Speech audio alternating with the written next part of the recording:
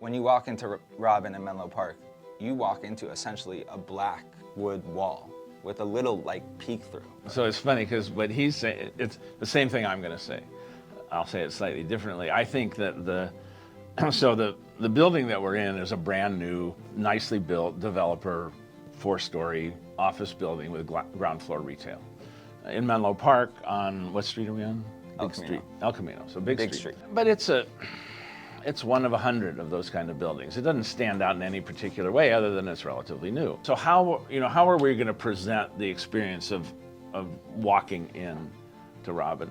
And what we decided on, and this is sort of my, I'm going to describe it as a Peter Zumthor moment, because when I went to Therme Val, there's a spot in the wall at Therme Val where the water comes out of the wall. It's the source. It's the hot water, the geothermal water, and it's just trickling out of this little spout about that big, and it's trickling down the wall. And there are all these minerals and iron and all this stuff in it, and it just stained the wall over the years. And so there's this incredibly beautiful stain coming down this concrete wall. It's like an abstract painting. It's just stunning, and it's just this simple moment. It's this one little key. And the whole thing explains the entire project, because that's it. That water is the source of that whole spa. So in Adams, we thought, okay, we're gonna have you walk in. You're gonna go through this door not really knowing what you're about to experience. You're gonna open the door, and we're gonna have this charred wood wall that's about 5 feet away from you. And it's pretty much a blank wall. You'll see all the texture of the wood. The wood has been literally charred with fire, so it's got the alligatoring on it. We're going to light it dramatically. And there's one hole in that wall. And that hole is cut right where the sushi bar is, and the sushi bar actually pops through it, and it is stone, and then it terminates in a big block of the stone. So in a sense, there's a sense that the wall has been built around this block of stone and then becomes the counter. So you get a hint of the counter. You see the sushi bar.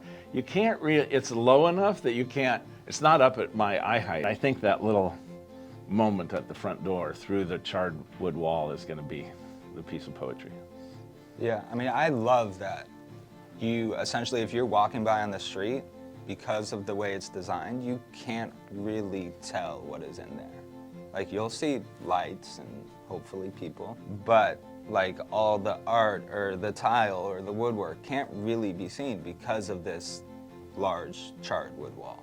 Like, that isn't seen until you actually enter and turn the corner. With the Robin in San Francisco, there's no sign. You can't really tell what's going on inside. So that sort of like hidden in plain sight, like we're on this, huge street in the middle of Menlo Park. Brand new building. Like, so what do you do to make it stand out? And it's almost like hide it to make it stand out. It'd be interesting. It's the opposite of what most people do. It's also the charred wood, to me, is slightly reminiscent of nori, the seaweed wrapper that you put on a sushi roll.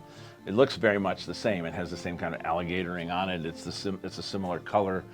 Obviously both natural materials. And what's interesting is when you do those rolls, which Adam doesn't do very many of, but when you do them, it's this covering, and when you slice it, then it reveals, of course, and then in a kind of a way, that's what we've done with this wall, is that where we've sliced it, where you walk through it, there's the reveal. We can abstract the whole notion of sushi presentation. It doesn't have to be as traditional as most sushi places feel it has to be. There's all the elements are still there, but we've tweaked them all, much like he does with his food. And you've heard me talk about this with other restaurants we've done, but Adams is a perfect example of somebody that's trying to do something a little different, and that's exactly why we're the right designer, I think, because we're always trying to do something different. I have no interest in recreating a sushi bar I've seen in Japan or anywhere else.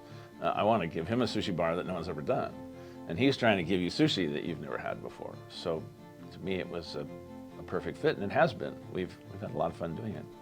Yeah, I mean, we are not trying to recreate Japan. When you walk into Robin, we are not trying to transport you to Japan. So Olle obviously understood that. Like, we did not come to them like, oh, we need, blonde wood and muted walls and a very serene environment. It's almost the opposite. Like, they know the feeling that you get when you walk into Robin. And we essentially, the most important thing is to recreate the feeling. It has nothing to do with certain materials or certain aspects. I don't even think we came to them with any hard line, yes, we need certain aspects.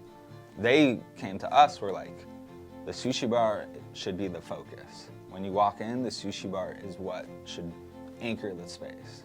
And everything kind of fed off that. One thing I was never worried about with Lundberg was explaining how a restaurant works. Like the flow of the servers or the customers or the whatever. Like they understand that. I think because Olle is so just passionate about food and restaurants in general, that there was no long conversation about how we needed to have this work as a business. Like they've done plenty of restaurants, they understand how they work. I have no worries that the design is going to work on a basic restaurant level, which is the case with a lot of architects who maybe haven't done a restaurant before, or who aren't just into restaurants and know how they work, which is the most important thing. Like at the end of the day, it has to work as a business and how everything works together. And that was never an issue for us.